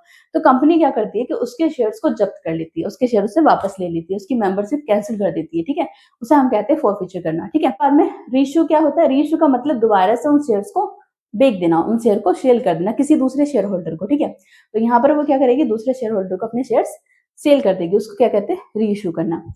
उसके बाद में कैपिटल रिजर्व। कैपिटल रिजर्व जो हमारे जब्त किया हुआ पैसा होता है, इसमें से हमारे अगर इसके अमाउंट में से अगर रीइश्यू पे हमें कोई डिस्काउंट हो जाता है, कोई लॉस हो जाता है, तो उसको रिकवर करने के बाद जो पैसा बचता है वो हमारा कैपिटल रिजर्व में जाता है, यानी कि वो हमारा कैपिटल प्रॉफिट होता है। ठीक है, तो हमारी फिफ्थ इंपॉर्टेंट है, फिफ्थ इंपॉर्टेंट हमारी टर्म है वो है हमारी ओवर सब्सक्रिप्शन। ये हमारे इससे क्वेश्चन भी आ जाता है, over subscription and under subscription. तो ओवर सब्सक्रिप्शन का मतलब है कि कंपनी को तो 1 ही लाख रुपए चाहिए, ठीक है, कंपनी ने 10,000 शेयर इशू किए कि हम 10,000 शेयर इशू कर रहे हैं। अब जो पब्लिक है उसने कितने अप्लाई कर दिए, उन्होंने कर दिया 12,000 शेयर के लिए अप्लाई कर दिया, ठीक है, ये कितना कर दिया, 12,000 शेयर के लिए अप्लाई कर दिया। तो 12,000 से अगर हम इसे देखेंगे तो ये कितना हो जाएगा, 1,20,000। कंपनी को पैसे कितने चाहिए, 1 लाख रुपए। कंपनी के पास पैसे कितने चले गए, 1,20,000 रुपए। से हम कहते हैं ओवर सब्सक्रिप्शन, ठीक है। कंपनी का काफी नाम है, हर पर्सन चाह रहा होगा कि उस कंपनी का शेयर होल्डर बने। तो यहाँ पर क्या हुआ कि ज्यादा शेयर हो गया, तो इससे हम कह देंगे क्या होगा हमारा ओवर सब्सक्रिप्शन। वहीं इसका उल्टा हो जाता है अंडर सब्सक्रिप्शन की। कंपनी को चाहिए थे कितने, 1 लाख रुपए, उन्हें शेयर करने थे इशू 10,000, लेकिन पब्लिक ने कितने अप्लाई किए, मान लो पब्लिक ने 8,000 के लिए अप्लाई किया, ठीक है, 8,000 के लिए अप्लाई किया, तो यहाँ पर कितना हो जाएगा, 80,000 रुपीज उनके पास आए, कंपनी के पास आए। तो ये क्या हो जाएगा, ये अंडर सब्सक्रिप्शन हो जाएगा। क्लियर। एप्लीकेशन को अगर समझे तो एप्लीकेशन हमारा क्या होता है, एप्लीकेशन हमारी वो टर्म है जहां पर पहले बार पैसे लिए जाते हैं, यानी कि कंपनी जो है वो पहली बार पैसे लेती है। जो शेयर होल्डर होता है वो फर्स्ट टाइम क्या करता है, शेयर खरीदते टाइम वो पैसे देता है, वो हमारे एप्लीकेशन मनी होती है। उसके बाद अलॉटमेंट मनी का मतलब होता है कि जब कंपनी डिसाइड करती है कि किसको उसे कितने शेयर देने हैं, तो ये हमारी होती है अलॉटमेंट मनी। जब ये डिसाइड हो जाएगा कि हाँ ठीक है हम तुम्हें शेयर दे रहे हैं, ये शेयर आपके क्या हो गए, अलॉट हो गए उनको, तो उसके बाद में उन्हें हमारी नेक्स्ट पेमेंट यानी कि शेयर होल्डर को नेक्स्ट पेमेंट देनी पड़ेगी, ठीक है। तो ये हमारी अलॉटमेंट मनी होगी। उसके बाद इन्हें फर्स्ट या फाइनल कॉल देनी होती है, ठीक है, फाइनल कॉल। इसी तरीके से उन्हें आगे भी पेमेंट करनी होती है। एक कॉल पे पैसे मांग सकते हैं वो, दूसरी कॉल पे पैसे मांग सकते हैं, ठीक है, जितना टाइम लेके वो पैसे देना चाहें, जितनी बार में उन्हें कैपिटल चाहिए उस तरीके से यहाँ पर ये डिसाइड होता है कंपनी के अकॉर्डिंग। शेयर होल्डर वो पर्सन होता है जो हमारी कंपनी का क्या होता है, जो शेयर को परचेज करता है, ठीक है, जो शेयर को परचेज करता है वो क्या होता है, शेयर होल्डर होता है। अप्लाइड शेयर का जैसे मैंने आपको बताया कि अप्लाइड शेयर कितने, मान लो अप्लाइड शेयर का मतलब होता है कि कंपनी ने शेयर कितने इशू किए, 10,000 शेयर इशू किए, हाँ मैं 10,000 शेयर इशू कर रहे हैं। पब्लिक ने कितने अप्लाई किए, पब्लिक ने कितने अप्लाई किए, 12,000, ठीक है। तो ये हमारे क्या होते हैं, अप्लाइड शेयर होते हैं, इतने पब्लिक ने अप्लाई किए। अब अलॉट कितने हुए, अलॉटेड शेयर कितने होते हैं, अब सिंपल सी बात है, कंपनी को तो सिर्फ इतने ही शेयर इशू करने हैं, ठीक है, इतनी ही उन्हें कैपिटल चाहिए, तो ये हमारे क्या होते हैं, अलॉटेड शेयर होते हैं। हालांकि वहां पर दे रखा होता है, क्वेश्चन के अंदर दे रखा होता है कि इतने ही करे हैं, कुछ एडजस्टमेंट करिए, कुछ कम करें, सब दे रखा होता है, but most of the time यही होता है कि इस पे ही हमारी आगे एंट्री होती है, ठीक है। प्रोराटा का मतलब ये होता है, प्रोराटा का मतलब होता है कि आपने जितने शेयर मांगे थे उतने आपको नहीं मिल रहे हैं, आपको कम शेयर मिल रहे हैं, ठीक है। कंपनी क्या करिए 10,000 पे ही आगे एडजस्ट करेगी, ठीक है। जो 2,000 शेयर के लिए एक्स्ट्रा अमाउंट आया है ना 20,000 रुपीज का, इसको वो अलॉटमेंट पे सेटल कर देगी, ठीक है, एडजस्ट कर देगी, बट शेयर जो है वो इतने ही अलॉट होंगे, ठीक है। तो ये हमारा क्या होता है, प्रोराटा होता है कि जितने आपने शेयर मांगे उतने आपको नहीं मिले। तो क्या करनी होती है, जर्नल एंट्री करनी होती है, और इसमें आपको कुछ चीज का ध्यान रखना है, गोल्डन रूल है, इसको याद रख लो आप, ठीक है। इसमें आपको क्या करना है कि अगर आपके पास क्या हो रहा है कि कंपनी के पास पैसा आ रहा है, ठीक है, पैसा कहीं से भी आ रहा है, जैसे मान के चलो, तो क्या एंट्री होगी, बैंक अकाउंट डेबिट टू, कहां से पैसा आ रहा है, शेयर एप्लीकेशन से आ रहा है, एप्लीकेशन पे पैसा आ रहा है, या फिर अलॉटमेंट पे आ रहा है, या फिर कॉल पे आ रहा है, ठीक है, फर्स्ट से फाइनल कॉल पे आ रहा है। तो आपकी एक एंट्री तो ये फिक्स है, ये होती है जब आपके पास कंपनी के पास पैसा आएगा, तो यहाँ पर क्या एंट्री होगी, bank account debit to share application account, allotment account या कैपिटल अकाउंट। अब सेम ये पैसा जब कैपिटल अकाउंट के अंदर ट्रांसफर होगा, तो जो ट्रांसफर एंट्री होगी, ये तो आगे जब हमारे पास पैसा आया, ठीक है, जब पैसा आया तो हमारी एंट्री हो गई ये वाली, ठीक है। अब जब पैसा ट्रांसफर हुआ, जब हम पैसे को क्या करेंगे, ट्रांसफर करेंगे, कहाँ करेंगे, कैपिटल अकाउंट में करेंगे, तो हमारी एंट्री क्या होगी, हमारी एंट्री होगी शेयर एप्लीकेशन या अलॉटमेंट या फिर कॉल, ठीक है, first and final call account, ठीक है, debit to share capital account, ठीक है, शेयर कैपिटल अकाउंट, ठीक है। ये हमारी क्या होगी, ये एंट्री होगी जब हमारे पास पैसा आएगा, किसी भी उस पर आए, शेयर एप्लीकेशन पे आएगा तो ये एंट्री होगी कि bank account debit to share application account, ठीक है, या हमारी अलॉटमेंट पे पेमेंट आएगी तो bank account debit to share allotment account होगा, या हमारे फाइनल कॉल पे आएगी कॉल अकाउंट, ठीक है। उसके बाद में हम जब इस पैसे को ट्रांसफर करेंगे तो यही एंट्री होगी, share application account to share capital account, share allotment account to share capital account, या share call account to share capital account, ठीक है, ये वाली एंट्री होगी। अब इसके बाद में अब हम करते हैं हमारी जर्नल एंट्री डायरेक्टली क्वेश्चन के बेस पर, ठीक है। क्वेश्चन को देखते हुए करते हैं, अब अलग से इनको देखने की जरूरत नहीं है, अब आप आराम से इसको कर दोगे। अप्रैल 2025 के क्वेश्चन पेपर का 36 नंबर का क्वेश्चन है। इसमें आपको दे रखा है कि एक कंपनी क्या है, शेयर इशू कर रही है। कितने शेयर इशू कर रही है? 50,000, ठीक है। 50,000 शेयर्स के, और एक शेयर की कीमत कितनी है? 100 रुपीज है, ठीक है। 50,000 इक्विटी शेयर इशू कर रही है और एक शेयर कितने का है? 100 रुपीज का है, ठीक है। अब शेयर होल्डर को पेमेंट कैसे करनी है? एप्लीकेशन पे उन्हें 30 रुपीज देने हैं और अलॉटमेंट पे उन्हें कितने देने हैं? 40 रुपीज देने हैं। अब यहाँ पर कोई फर्स्ट एंड फाइनल कॉल का बैलेंस नहीं दे रखा, बैलेंस अमाउंट यहाँ पर बोल रखा है कि अगर 100 रुपीज का शेयर है, ठीक है, 100 रुपीज का शेयर है, तो ये 30 रुपीज तो मांग रहे हैं किस पे? एप्लीकेशन पे। तो कितने बचे? 70 में से ये 40 रुपीज मांग रहे हैं अलॉटमेंट पे, तो यहाँ पर कितने बचे? 30 रुपीज, ठीक है। तो ये 30 रुपीज हमारी क्या होगी? फर्स्ट एंड फाइनल कॉल पे उन्हें पे करने पड़ेंगे, ठीक है। फर्स्ट एंड फाइनल कॉल पे हमारा कितना हो जाएगा? 30 रुपीज हो जाएगा। यहाँ पर 30, यहाँ पर 40, यहाँ पर 30, पूरा टोटल कितना हो गया? 100 रुपीज का शेयर हो गया, ठीक है। कंपनी ने कितने शेयर इशू करे? 50,000 के, लेकिन पब्लिक ने कितने अप्लाई कर दिए? 60,000 शेयर के लिए, ठीक है। तो ये क्या हो रहा है? हमारा ओवर सब्सक्रिप्शन हो रहा है ना। कितने के लिए अप्लाई कर दिए? 60,000 शेयर के लिए अप्लाई कर दिया। तो इन्होंने क्या बोल रखा है कि received 60,000 shares, allotment was made on pro rata basis, ठीक है। Allotment was made on pro rata basis, इसका मतलब ये है कि अलॉटमेंट पे जो एक्स्ट्रा अमाउंट है उसको एडजस्ट कर दिया जाएगा। आपको जितने अमाउंट, जितने शेयर्स आप मांग रहे हो उतने तो नहीं मिलेंगे, मिलेंगे शेयर तो आपको इतने ही, ठीक है, इतने ही शेयर मिलेंगे, यानी कि 50,000 शेयर ही मिलेंगे। अब इन्होंने बोला है कि excess money received on application was adjusted toward allotment, ठीक है। इन्होंने साफ साफ यहाँ पर बोल भी दिया है कि जो एक्सेस मनी हमारे पास आ जाएगी ना पब्लिक से, वो हम कहाँ एडजस्ट कर देंगे? अलॉटमेंट पे। आपने ज्यादा पेमेंट कर दी, लेकिन 40 रुपीज तो आपको अलॉटमेंट पे भी देने हैं ना, तो हम क्या करेंगे? उसमें से लेस कर देंगे, जो बैलेंस बचा होगा वो आप पे कर देना, ठीक है। इस तरीके से एडजस्टमेंट होगी। अब यहाँ पर कह रहे हैं कि एक एंट्री, बस छोटा सा ट्विस्ट डाला है यहाँ पर, थोड़ा सा यहाँ पर क्या किया है कि गलती, मतलब थोड़ा सा बच्चे को घुमाने फिराने के लिए वाली वो कर दिया, वरना बहुत ईजी है। All money was duly received except on call money, ठीक है। सभी मनी जो थे, सभी पैसे आ चुके हैं, लेकिन एक जो आपकी कॉल मनी थी, फर्स्ट एंड फाइनल कॉल थी, उस पर क्या हुआ? सिर्फ 200 शेयर के लिए, ओनली 200 शेयर जो है वो क्या करे? वो आपके क्या हुए? एक्सेप्ट, मतलब एक्सेप्ट का मतलब है कि ये वाले आपके पे नहीं हुए, ठीक है। ये वाली मनी आपको, सभी मनी तो रिसीव होगी, एक्सेप्ट किसके मनी? 200 शेयर के फर्स्ट एंड फाइनल कॉल पे जो मनी आनी थी वो आपकी पेमेंट नहीं रिसीव हुई है, ठीक है। पेमेंट है वो आपको रिसीव नहीं हुई है, किससे? आपके एक शेयर होल्डर से। तो आपको यहाँ बोल रखा है कि आपको जर्नल एंट्रीज करनी है, और ये आपका कितने मार्क्स में क्वेश्चन दिया हुआ है? 5 मार्क्स में क्वेश्चन दिया हुआ है। अब आपको सिंपल क्या करना है, देखो, वो कंपनी को शेयर कितने इशू करने थे? ये शेयर अलॉट किए हैं, ठीक है, और ये शेयर कितने अप्लाई हुए हैं? ये शेयर क्या आपके अप्लाइड हुए हैं, ये शेयर आपके क्या हुए? अप्लाई हुए हैं। ये शेयर अलॉट किए, कंपनी ने कहा कि हम तो इतने ही शेयर देंगे, ठीक है। अब पब्लिक ने क्या किया? इतने अप्लाई किए। तो हमारी सेकंड एंट्री क्या हो जाएगी? Share application account 18 lakh to share capital account 18 lakh, ठीक है। ये हमारी क्या हो जाएगी? सेकंड एंट्री हो जाएगी, ठीक है। ये तो हो गई हमारी 2 एंट्री, ठीक है, ये हमने 2 कर दी। अब इसके बाद में थर्ड क्या होगा कि जो हमारी अलॉटमेंट मनी होगी ना, जो 40 रुपीज पर शेयर करने थे, ठीक है। तो अभी क्या होगा कि काफी बच्चे क्या करते हैं कि डायरेक्टली ये 60,000 से मल्टीप्लाई करके आगे अमाउंट लेके जाते हैं। तबकि ये तो उन्होंने बोल दिया है कि ये तो क्या होगा कि शेयर्स तो हम इतने ही अलॉट करेंगे, ठीक है, इतने ही शेयर होल्डर को इतने ही शेयर मिलेंगे। जो 10,000, जो ये 3 लाख रुपीज का अमाउंट आया ना, ये हम आपके अलॉटमेंट मनी पे क्या कर देंगे? एडजस्ट कर देंगे। क्लियर? तो सही मामले में पहली एंट्री हमारी क्या होनी चाहिए? अलॉटमेंट मनी कितनी ड्यू होगी, यानी कि कितनी आनी है पर्सन से, ठीक है, जो शेयर होल्डर है उनसे कितनी आनी है। तो हम एक एंट्री करेंगे कि share allotment account debit to share capital account, ठीक है। क्या करेंगे? Share allotment account to share capital account, यही एंट्री करेंगे ना। ड्यू है ना, अभी आई नहीं है, ठीक है। 40 रुपीज है ना, 40 को मल्टीप्लाई करेंगे किससे?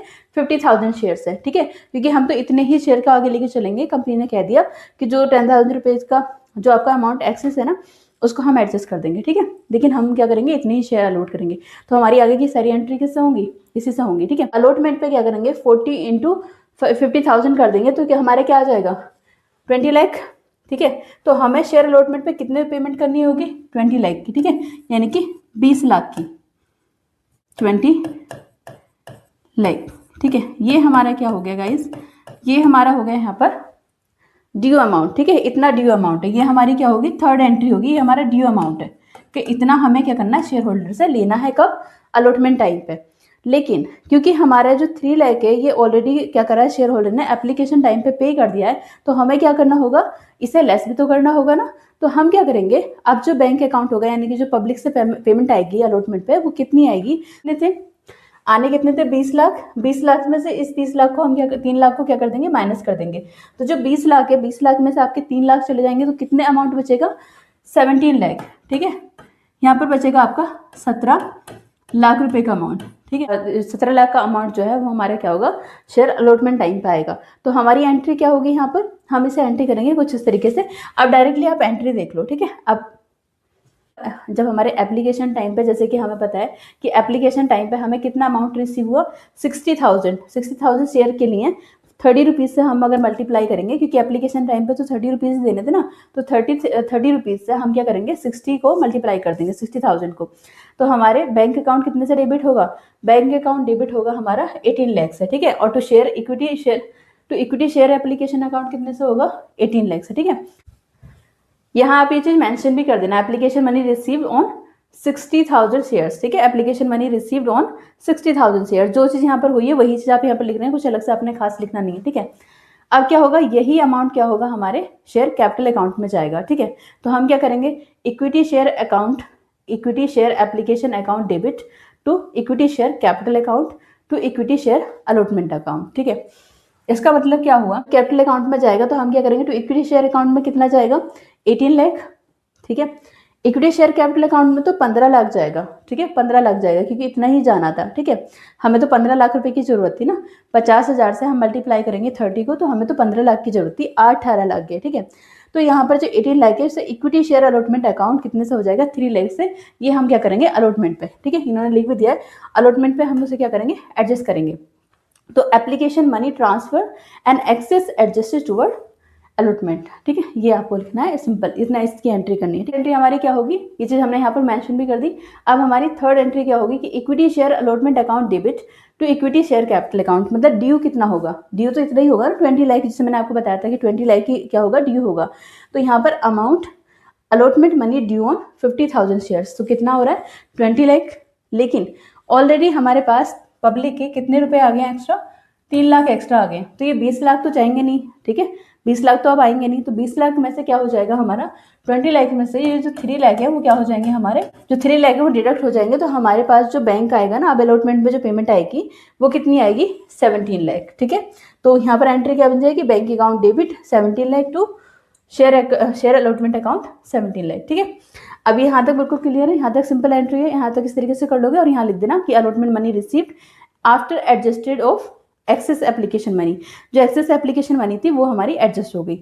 अब आती है हमारी फर्स्ट एंड फाइनल कॉल की बारी। फर्स्ट एंड फाइनल कॉल पे आपको क्या करना है, देखो हमारे क्वेश्चन में फर्स्ट एंड फाइनल कॉल कितने की थी, ये 30 और 40 कितने हो गए, 70। टोटल कितने का शेयर था, 100 रुपीज़ का। तो 30 जो बैलेंस है वो हमारे, इन्हें क्या देना, 30 रुपीज़ क्या करने, फर्स्ट एंड फाइनल कॉल पे पे करने शेयर होल्डर्स को। ठीक है, तो अब हमारी कंपनी क्या करेगी, कितना ड्यू अमाउंट होगा, फर्स्ट एंड फाइनल कॉल पे कितना ड्यू अमाउंट होगा, तो इसकी एंट्री क्या होगी, call account debit to share capital account. ये बताया था ना मैंने स्टार्टिंग में, first and final call account to share capital account. कितना अमाउंट ड्यू होगा, सही मामले में कितना अमाउंट ड्यू होना चाहिए, यहाँ पर होना चाहिए 50,000। हमें से याद रखना, इसी से एंट्री चलेगी। ठीक है, 50,000 से 50,000 इंटू में कितना, 30। ठीक है, कितना आना चाहिए था, कितना आएगा यहाँ पर, कितना ड्यू करेंगे हम, 15 लाख। ठीक है, कितना होगा हमारा, 15 लाख। सही मामले में तो फर्स्ट एंड फाइनल कॉल पे हमारे 15 लाख रुपए आने चाहिए, इतना कंपनी ड्यू करेगी। बट कंपनी ने एक एडजस्टमेंट दे दी कि सभी पैसे तो आ चुके हैं एक्सेप्ट इसको छोड़ के, किसको छोड़ के, 200 शेयर का अमाउंट जो है वो नहीं आया। कब नहीं आया, फाइनल कॉल पे। ठीक है, कॉल मनी होती है ना, फर्स्ट एंड फाइनल कॉल होती है। 200 शेयर वहां पर क्या हो गए, तो हम इसे अलॉटमेंट पे या कहीं पर भी इसकी एंट्री नहीं करेंगे, हम इसे करेंगे फाइनल कॉल में। ठीक है, बैंक में पैसा कितना आएगा, ठीक है, बैंक में पैसा कितना आएगा, ये अमाउंट तो हम लेस करेंगे ना, जो अमाउंट हमारे पास नहीं आया फाइनल कॉल पे 200 शेयर का। तो ये कैसे करेंगे हम, देखो कितना पैसा नहीं आया होगा, 200 शेयर है। ठीक है, तो ये 200 शेयर का अमाउंट, इसको मल्टीप्लाई करेंगे 30 रुपीज़ से। फर्स्ट एंड फाइनल कॉल पे 30 रुपीज़ देने थे एक पर्सन को। तो जिस शेयर होल्डर के 200 शेयर है उसने क्या करा कि ये वाला अमाउंट यानी कि 6,000 का जो ये अमाउंट है ना, ये उसने क्या किया, पे नहीं किया। ये क्या है, अनपेड है। ठीक है, ये क्या अनपेड है, ये वाला अमाउंट उसने पे नहीं किया। तो सिंपल सी बात है कि ये वाला अमाउंट हम क्या कर देंगे, इस टोटल में से लेस कर देंगे, करेंगे ना लेस, इस वाले अमाउंट को लेस कर देंगे। तो 15 लाख में से जब हम इसको लेस कर देंगे तो जो हमारा बचा हुआ बैलेंस होगा ना, वो हमारा क्या होगा, बैंक अकाउंट, वो हमारा क्या होगा, bank account debit to share first and final call. ठीक है, ये एंट्री होगी। अभी हम यहाँ पर देख लेते हैं आगे एंट्री क्या है इसकी। ठीक है, बोल लगा है कि फर्स्ट एंड फाइनल कॉल की जो एंट्री है, जो ड्यू अमाउंट है first equity share first and final call account debit to equity share capital account 15 lakh. ठीक है, जैसे मैंने आपको बताया अभी, first and final call money due, इतनी मनी जो है वो ड्यू है। अब यहाँ पर आप देख सकते हैं जो अमाउंट ये था, इसे हम कॉल इन एरियर्स बोलेंगे, जो अमाउंट पे नहीं करते हैं। ठीक है, अनपेड अमाउंट जो होता है वो क्या होता है, हमारा कॉल इन एरियर्स होता है। ठीक है, लेकिन वहीं एक और आपने अमाउंट देखा था, वो था हमारा कॉल्स इन एडवांस। ठीक है, कॉल्स इन एडवांस, ये हमारा क्या है, कॉल इन एरियर्स, ये वाला अमाउंट पे नहीं हुआ है। ठीक है, ये 6000 अमाउंट जो है वो पे नहीं हुआ है, तो ये हम यहाँ पर दिखा देंगे कि calls in arrear account debit, यहाँ पर दिखा देंगे।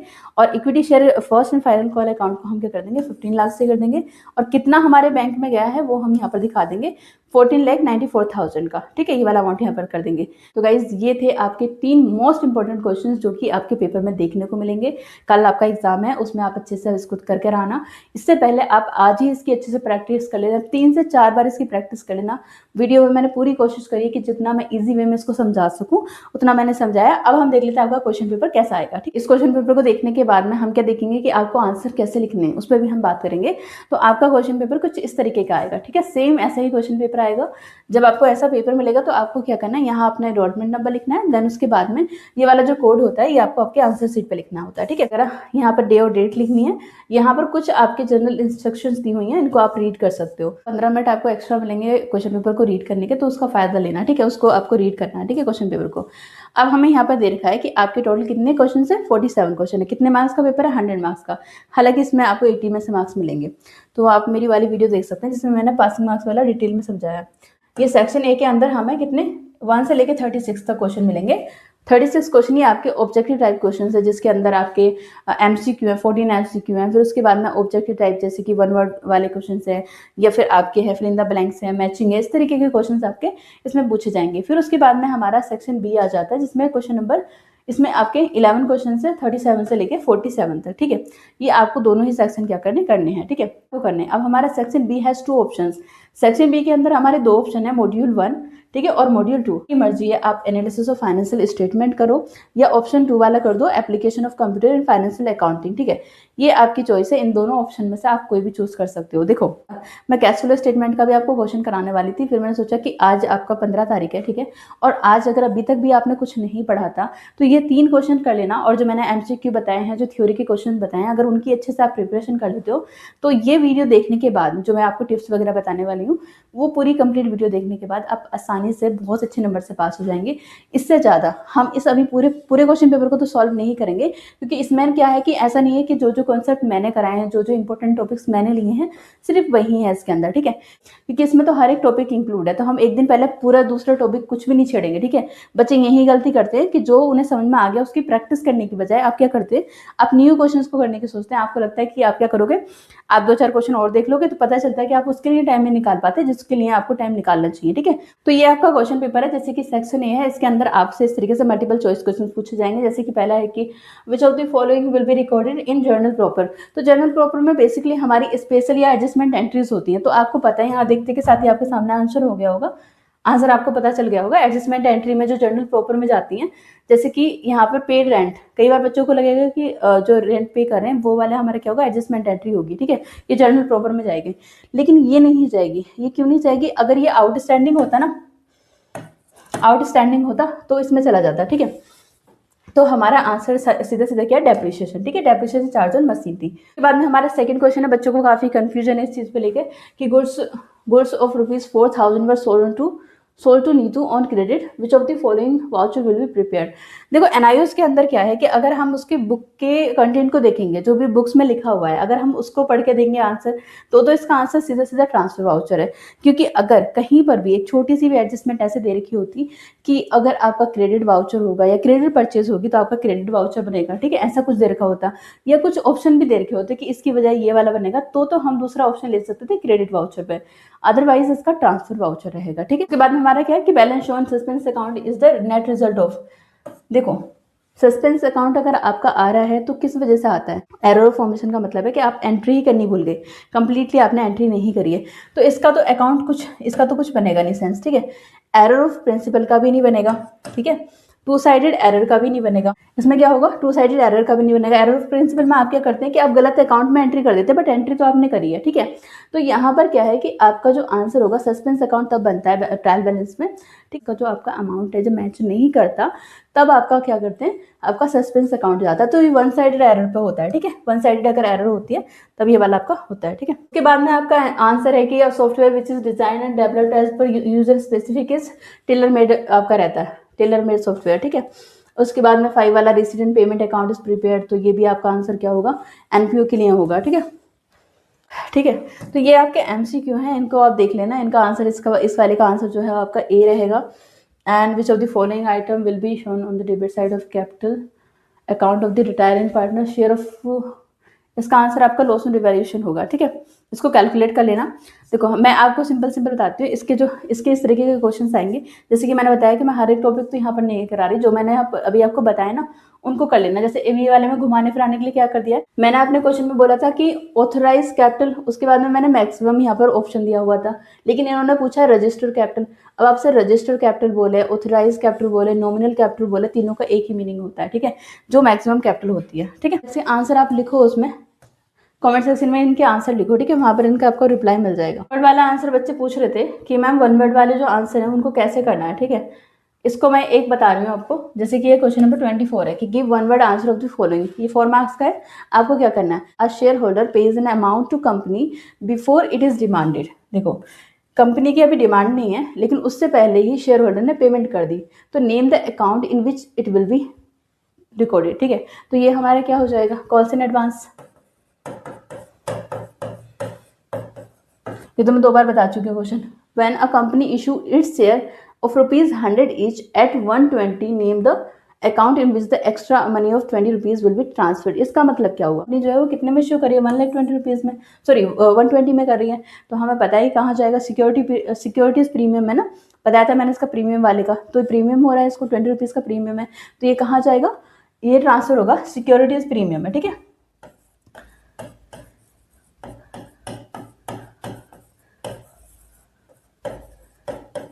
ठीक है, ये कहाँ जाएगा, सिक्योरिटीज प्रीमियम में जाएगा। उसके बाद में हमारा थर्ड बोला है कि when a company receive application for more number of shares than the number of shares offer to public for subscription, it is case of what. तो ये आपका है ओवर सब्सक्रिप्शन, ओवर सब्सक्रिप्शन, ठीक है। ये काफ़ी ईजी है ना, अभी मैंने कंपनी वाले चैप्टर के कराए कि 200 शेयर ऑफ 50 ईच, कितने के, 200 शेयर हैं, एक शेयर कितने का है, 50 रुपये का है, ठीक है। तो हम यहाँ पर इसे ऐसे करते हैं कि 200 शेयर हैं और एक कितने का है, 50 का है, तो ये टोटल अमाउंट कितना होगा, ये आपके हो गए 10,000, ठीक है, 10,000 रुपीज़ के। ये क्या किए, जब्त किए कंपनी ने, ठीक है, ये क्या किए कंपनी ने, जब्त किए for non payment of final call, मतलब फाइनल कॉल ना देने पे कंपनी ने क्या कर लिए, ये शेयर जब्त कर लिए, ठीक है। इसका मतलब ये है कि 50 रुपीज़ उसको पे करने थे, लेकिन उसमें से उसने कितने पे कर दिए, 30 रुपीज़ तो पे कर दिए, लेकिन 20 वो पे नहीं कर पाया। 200 शेयर उसके थे और उसे 50 रुपीज़ क्या करने थे, पे करने थे। 50 में से उसने क्या करे होंगे, 30 पे कर दिए होंगे, ठीक है, 30 पे करे होंगे, तभी तो उसकी फाइनल कॉल 20 की बची है ना। तो अब उसके जो 30 रुपीज़ है, 30 से हम इसे मल्टीप्लाई कर लेते 200 को, ठीक है। ये टोटल अमाउंट जाना था कंपनी के पास, लेकिन कंपनी के पास कितना गया, 200 इंटू में 3, यानी कि 6,000 शेयर होल्डर ने पेमेंट कर दी, तो ये पैसे उसने क्या कर लिया, जब्त कर लिया। अब उसके बाद में इन्होंने कहा कि पर शेयर आर री इशू, अब जो शेयर्स हैं उन्होंने क्या किया, ये 200 शेयर वापस से क्या कर दिए, री इशू कर दिए। ये शेयर क्या कर दिए, री इशू कर दिए, किसी दूसरे पर्सन को दे दिए। अब ये शेयर कितने में री इशू किए, 30 पर शेयर में, 200 शेयर उसने कितने में करें, 30 रुपीज़ में करें, 30 रुपीज़ में करें, यानी कि 6000 में, ठीक है। कंपनी के पास कंपनी ने कितना पैसा जब्त किया, 6000 रुपये, ठीक है। और कंपनी के पास कितना अमाउंट आया, 6000 रुपये। दोबारा से कितना है, 6000 रुपये। आना कितना चाहिए था, 10,000 आना चाहिए था, क्योंकि कंपनी के शेयर की जो वैल्यू है ना वो 50 रुपये है, ठीक है, 50 रुपीज़ है। तो आना कितना चाहिए था, 10,000। एक बार इससे जब्त कर लिए, ये तो पैसे अलग रखो अब, ठीक है, ये तो इसको अलग हटा दिया। अब दूसरी बार में जब शेयर रीइश्यू करेगी तो कंपनी के पास कितने आने चाहिए थे, 10,000 रुपये। कितने आए उसके पास, 6,000 रुपये आए, ठीक है। अब यहाँ पर कुछ बच्चे क्या करेंगे, कंफ्यूज हो जाएंगे कि 6,000, अच्छा इससे आगे तो 6,000 रुपये के उन्होंने शेयर इश्यू कर दिए, हो गया काम खत्म, ठीक है, हो गई एंट्री कंप्लीट, ठीक है। ऐसा नहीं करना, इसमें आपको ये देखना है कि आने कितने थे आखिरकार उसके पास आने थे 10,000 रुपये कंपनी के पास, ठीक है। तो अभी कितना है, 6,000 रुपये। तो इसे 4,000 रुपये का क्या हो रहा है, लॉस हो रहा है ना। जहां उसका शेयर 50 का जाना था अब 30 का जा रहा है, तो उसे कितने का लॉस हो रहा है, 10,000 में से 6,000 माइनस कर दो, 4,000 रुपये का इसे क्या हो रहा है, कंपनी को लॉस हो रहा है, ठीक है। अब जो ये बचा हुआ 4,000 रुपये है ना, ये 4,000 रुपये वो कहाँ से वसूलेगी, 4,000 रुपये क्या करेगी, जो 6,000 रुपये जब्त करे थे ना, जो 6,000 रुपये अमाउंट जब्त करा था इससे शेयर होल्डर से, ए शेयर होल्डर से, तो वो क्या कर देगी, उसमें से ये 4,000 रुपये माइनस कर देगी, ठीक है। मैंने आपको रिजर्व, कैपिटल रिजर्व वाला समझाया भी था। अगर में से 4,000 से माइनस हो जाएंगे तो हमारे पास जो 2,000 रुपीज़ का अमाउंट बचेगा ना, तो what amount will be credit to capital reserve account. तो कैपिटल रिजर्व अकाउंट में हमारा 2,000 रुपीज़ जाएगा, ठीक है। जो एक्स्ट्रा अमाउंट बचा हुआ है ना वो हमारा 2,000 रुपीज़ कैपिटल रिजर्व अकाउंट में जाएगा, ठीक है।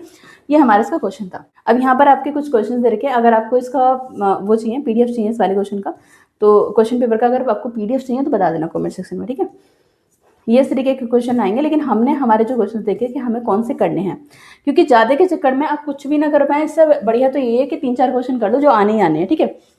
ये आपका 34 नंबर का क्वेश्चन है, देख लो। ये वाला भी हमने सॉल्व करा था, ये आएगा ही आएगा आपका 5 मार्क्स में। उसके बाद में ये आपको एक और ऑप्शन मिलता है आपकी चॉइस से, बट मैंने वो वाला कराया क्योंकि वो काफ़ी ईजी रहता है। उसके बाद में हमारा क्वेश्चन नंबर ये 35 में आपसे पूछा जाएगा एडमिशन वाले चैप्टर का, ठीक है। ये तो 200% आता ही आता है डिसोल्यूशन वाले चैप्टर से, ठीक है, वो मैंने आपको करा दिया। एंड सेम यही वाला क्वेश्चन मैंने अभी आपको कराया भी है। देन उसके बाद में हमारा आता है, ये रहा आपका 36 नंबर पे, ये मैंने अभी आपको कराया ये वाला इशू वाला, ठीक है। अब ये वाला क्वेश्चन मैंने आपको करा दिया 5 मार्क्स में, ठीक है। लगता है कि इस तरीके का क्वेश्चन भी कराया जाए, ठीक है, इस तरीके का क्वेश्चन भी पूछ लिया जाए। तो अभी मैंने आपको इसके एंट्रीज के बारे में बता दिया क्या क्या होता है। अभी एक क्वेश्चन इससे रिलेटेड सेम टाइप का क्वेश्चन मैंने अभी आपको ऊपर सॉल्व कराया है। क्वेश्चन को आप मुझे सॉल्व करके बताओ। अगर आप चाहो, एक क्वेश्चन आपको ऐसा आएगा जो पहले नॉर्मल वाला है, एक इस तरीके से आएगा ही आएगा, ठीक है। इस तरीके की एडजस्टमेंट, थोड़ा ईजी कर दिया पेपर को, ठीक है। अगर आपको ये आता है तो ये कर लो, अगर आपको ये आता है, ये वाला आता है तो ये कर लो, ठीक है। वो आपकी चॉइस रहेगी, ऑप्शनल मॉड्यूल है, इसमें से आप कोई सा भी एक कर सकते हो, ठीक है। तो ये हमारा क्वेश्चन पेपर था। अब मैं आपको कुछ ऐसे टिप्स बताने वाली हूँ जो आपको फॉलो करनी है, ठीक है। अगर आपका थ्योरी का क्वेश्चन है, अगर आपका थ्योरी का क्वेश्चन आ रहा है तो कम से कम 3 पॉइंट्स तो कम से कम लिख कर आना, ठीक है। उसमें 3 पॉइंट्स तो कम से कम लिखना है, इससे कम मत लिख कर आना। और उसके बाद दूसरा काम आपको करना है, सभी क्वेश्चंस के आंसर आपको कर आने हैं। अगर आप क्वेश्चंस को नहीं अटेम्प्ट करते हो, ठीक है, तो मार्क्स नहीं मिलेंगे। लेकिन अगर आप थोड़ा भी कुछ भी लॉजिक लगा के अगर आप आंसर कर आ रहे हो, थ्योरी वाले क्वेश्चंस कर आ रहे हो या मल्टीपल चॉइस वाले कर आ रहे हो, तो फिर आपका क्या चांसेस है, आप अच्छे नंबर से पास भी हो सकते हो, ठीक है। सेकंड अपना आंसर लिखने का तरीका आपको क्या करना है, सबसे पहले ये देखना कि आपको कौन से आंसर्स बहुत अच्छे से आते हैं, ठीक है, कौन से आंसर आपको बहुत अच्छे से आते हैं। तो यहाँ पर आपको क्या करना है कि जो भी क्वेश्चन कर रहे हो उसका आंसर नंबर आपको लिखना होगा। अब आपको एक और चीज़ करनी है, ताकि आप चाहो, अगर आप चाहते हो कि सही प्रॉपर वे में अपना आंसर लिखना है, तो आपको क्या करना है, जिस सेक्शन का आप आंसर कर रहे हो ना, उस सेक्शन को ही पूरा कंप्लीट करो, ठीक है। पहले सेक्शन में से मैं ज़्यादा क्वेश्चन कर सकता हूँ, ठीक है, कर सकती हूँ। ये कौन से सेक्शन में से मुझे बहुत अच्छे से आंसर आते हैं, ठीक है, तो वो वाला आपको पहले चूज करना है। अब आपको सबसे इंपॉर्टेंट क्या करना है, फॉर्मेट बना कर आना है। तो क्या करते हैं, स्टेप नहीं लिखते। जैसे मैंने अभी आपको बताया था कंपनी वाले चैप्टर में, स्टेप लिखना मतलब कि कितने शेयर अप्लाई हुए एंड कितने, यहाँ पर ये जो आपके एक वर्किंग नोट्स होते हैं ना, वर्किंग नोट्स आपको क्या करना है, यहाँ अकाउंट बना रहे हो, ठीक है, मान लो ये जनरल एंट्री इस तरीके से कर रहे हो आप, ये नहीं आपकी जनरल एंट्री, आप यहाँ पर जनरल एंट्री कर रहे हो, ठीक है। तो ये तो लिख ही रहे हो, उसके साथ साथ आप अगर यहाँ पर वर्किंग नोट भी लिखोगे ना कि कितने शेयर के लिए अप्लाई किया, कितने शेयर अलॉट हुए, ठीक है, उसके बाद में कितना एक्सेस अमाउंट है, ये सब चीज़ अगर आप करोगे ना वहाँ पर, तो इससे एग्जामिनर को क्या पता चलेगा कि हाँ ये बच्चे ने कॉन्सेप्ट क्लियर किया, इसने रटा नहीं है, ठीक है। तो ये चीज़ आपको करनी है। उसके साथ साथ कई बच्चे क्या गलती करेंगे, कई बच्चे गलती ये करते हैं, आपके PNL में, आपकी ट्रेडिंग एंड PNL में डेबिट एंड क्रेडिट साइड होती है, बट बैलेंस शीट में लिख देते हैं कुछ बच्चे, बैलेंस शीट में डेबिट एंड क्रेडिट साइड लिख देते हैं, ये नहीं होता, ठीक है, ऐसे नहीं करना आपको। और फॉर्मेट प्रॉपर वे में बना कर आना है। जब तक आपका आंसर टैली ना कर जाए तब तक आपको क्या करना है, इसे क्लोज नहीं करना है, ठीक है, टोटल अमाउंट को लिख के। तो ये आपको ध्यान रखना है इस चीज़ का, ठीक है।